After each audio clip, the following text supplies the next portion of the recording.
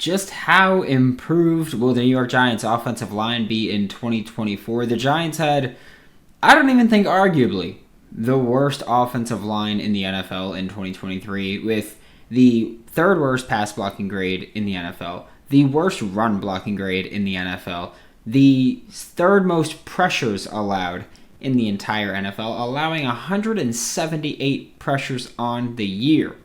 Now, in the offseason, they did address a lot of these issues. They got rid of Bobby Johnson and brought in Carmen Bursillo from the Las Vegas Raiders, who the Raiders had the lowest pressure rate allowed in the NFL in 2023, which I'm not saying the Giants will replicate that, but he did play a part in fixing their offensive line.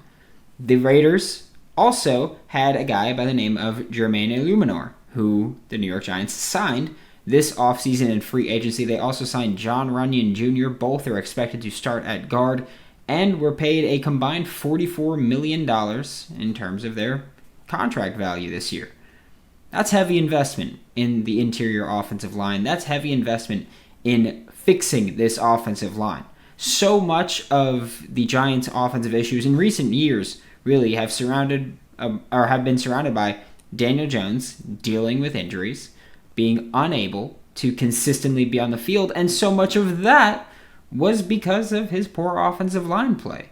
Daniel Jones is one of the most hit quarterbacks in the NFL on a per-game basis in recent years, and the reason he's not one of the most hit quarterbacks in the NFL, period, is because he's been banged up getting hit so much. So Daniel Jones will be very happy to have a better offensive line in front of him.